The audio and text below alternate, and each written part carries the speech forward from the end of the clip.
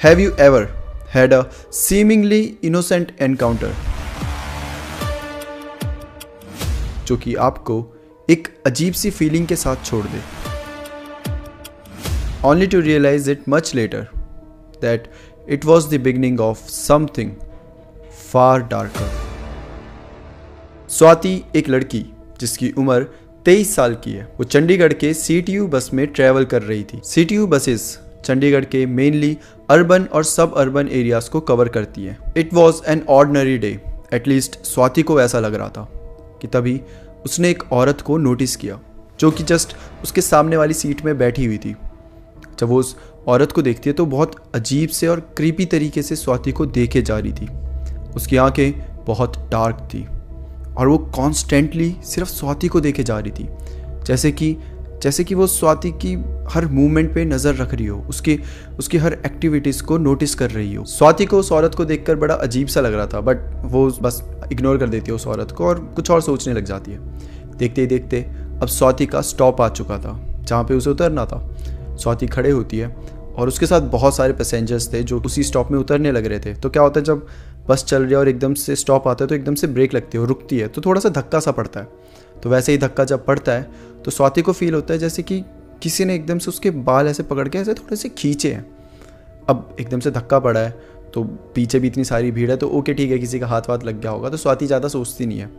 और जब वो उतर जाती है उस स्टॉप पर, बस चले गई है, तब उसे अचानक से ऐसा लगता है जैसे कि किसी ने उसके कान में आकर कुछ तो विस्पर किया, कुछ तो बहुत धीरे से बोला है। और स्वाति जैसे मुड़कर देखती है कि कौन है भाई, किसने बोल दिया, क्या बोल दिया, तो वहाँ पर कोई भी नहीं होता। ये विस्पर करने की जो आवाज़ थी ये किसी औरत की थी और जो उसने विस्पर करा था वो स्वाति को बिल्कुल समझ नहीं आया था क्योंकि वो कुछ और ही लैंग्वेज थी। अब स्वाति अपने घर चले जाती है। शुरू में तो स्वाति इन चीज़ों के बारे में ज़्यादा नहीं सोचती है, may be it was a strange encounter and nothing more.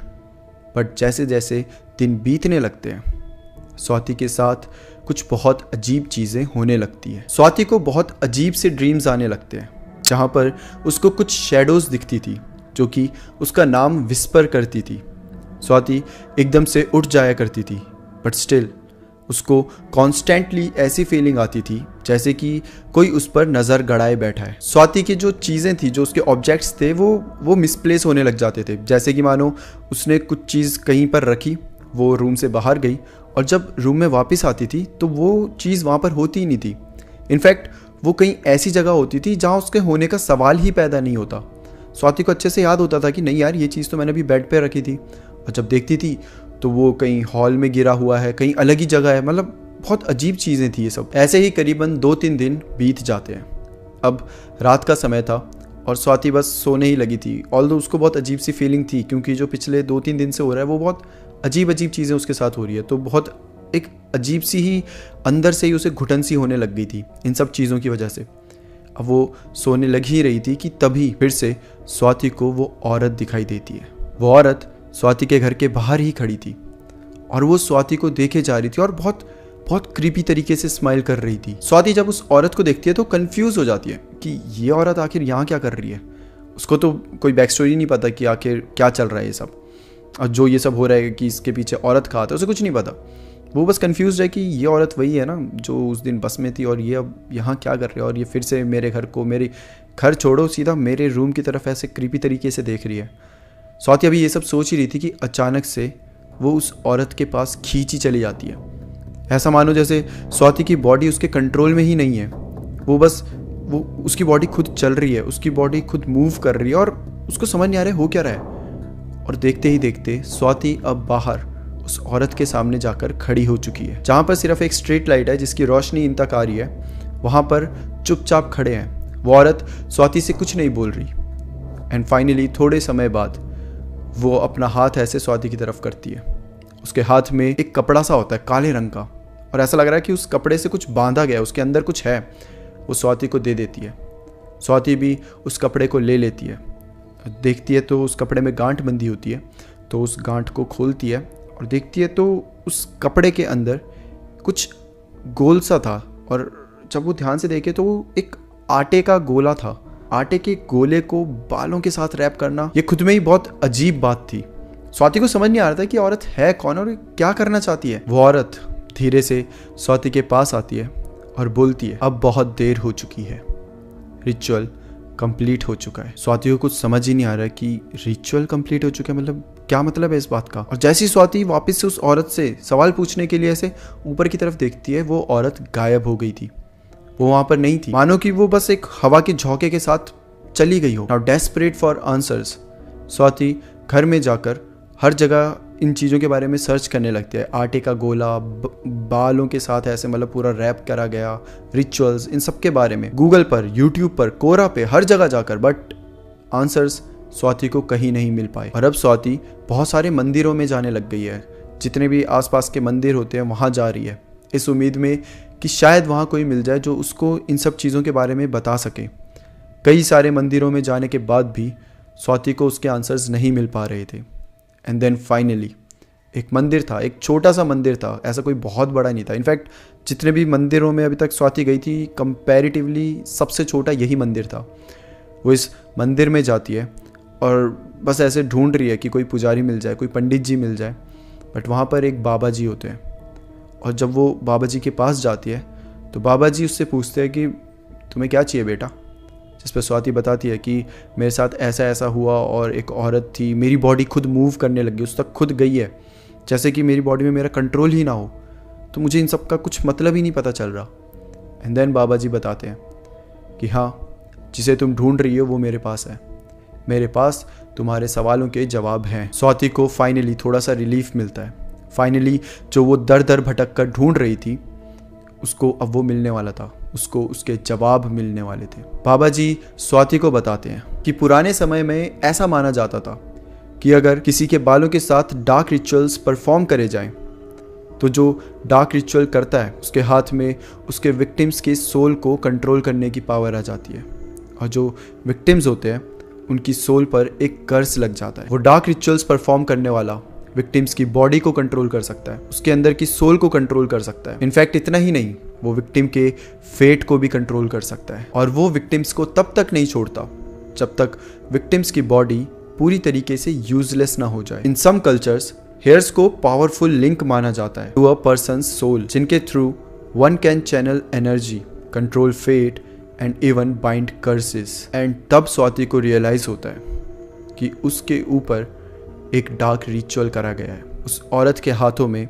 अब स्वाति की डोर है, वो स्वाति को कंट्रोल कर सकती है, और शायद इस कदर कंट्रोल कर सकती है कि उससे बच पाना इम्पॉसिबल हो। स्वाति अब मंदिर से बस घर आ जाती है, उसको कुछ समझ नहीं आ रहा था, मतलब वो सोच ही नहीं पा रही थी, वो बस चुपचाप अपने घर आ रही है कि तभी उसके कानों में एक आवाज गूंजने लगती है, तुझे मुझसे अब कोई नहीं छुड़ा सकता, तू अब मेरी है। स्वाति घर में आकर अपने पेरेंट्स को ये सारी बातें बताती है, but being a modern family, parents इन सब चीज़ों पे बिलीव ही नहीं करते।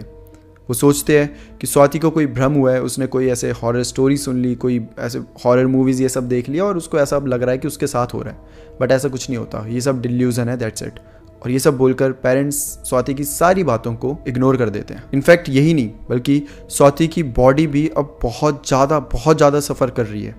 स्वाति पहले एक अच्छी खासी फिटनेस फ्रीक थी, मतलब हर दिन जिम जाना, फिटनेस उसकी ज़िंदगी थी, बट अब वो एकदम पतली हो चुकी है, मतलब कि लिटरली उसकी बोन्स दिखती है, इस कदर वो पतली हो चुकी है। उसका अगर आप फेस देखोगे तो पूरा ग्लो चला गया है, उसके इतने डार्क सर्कल्स हो चुके हैं, उसकी आंखें ऐसे लगता है जैसे कि अंदर धंस गई हों, और चेहरे में भी सिर्फ हड्डियां दिख रही थी, इस कदर वो हो चुकी है। उसको देख के आप बता ही नहीं सकते कि 3 महीने पहले ये सेम स्वाति थी, जिसके साथ उसके दोस्त जिम जाते थे, जॉब जाते थे, और यही हेल्थ कंडीशन के चलते स्वाति एक बार पीजीआई में बैठी थी। पीजीआई जो कि एक बहुत बड़ा हॉस्पिटल है, तो स्वाति वहाँ बैठी थी वेटिंग एरिया में, अपनी बारी आने का वेट कर रही थी। तभी स्वाति को ऐसा लगा जैसे कि उसकी बॉडी फिर से उसके कंट्रोल में नहीं है। उसकी बॉडी अचानक से खुद ही मूव करने लग गई, खुद ही चलकर हॉस्पिटल से बाहर आ गई, और खुद ही चल कर वो कहीं सुनसान सी गलियों में चले गई है।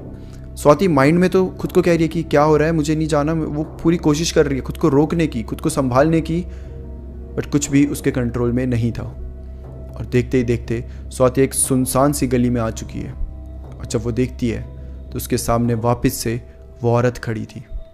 उस औरत को देखकर स्वाति को बहुत ज़्यादा डर लग रहा था, उसे डर भी लग रहा था और उसे गुस्सा भी आ रहा था इतना गुस्सा कि वो बस उस औरत को मारना चाहती थी, उससे लड़ना चाहती थी।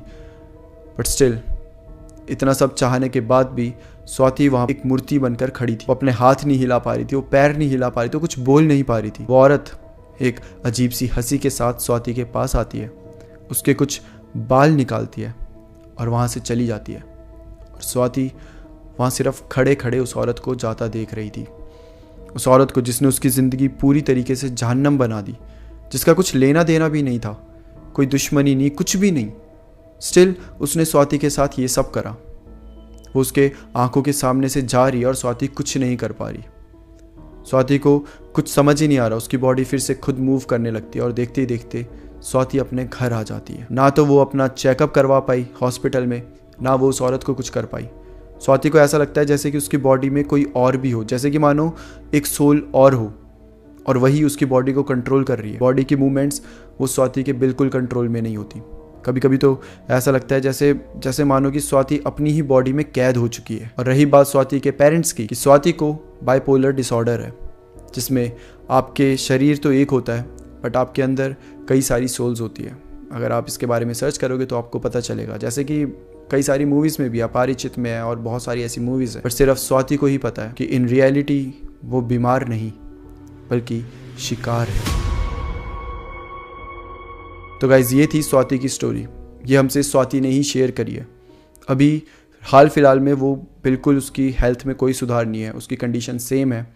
उसने इसी कंडीशन में रह के हमसे पूरी स्टोरी शेयर करी है। आई रियली होप स्वाति कि आप जल्दी से रिकवर हो जाओ और आपके पेरेंट्स आप पे बिलीव करें। That's it for today guys. और अगर आपको ऐसी स्टोरीज और सुननी है तो इस चैनल को अगर आपने सब्सक्राइब नहीं करा तो ज़रूर करें, क्योंकि मैंने एनालिटिक्स में देखा है कि आप में से बहुत सारे लोगों ने मुझे देखते हो, thank you so much for that, but subscribe नहीं करा है। तो सब्सक्राइब कर लोगे तो हम 300K के थोड़े करीब हैं, जल्दी पहुंच जाएंगे।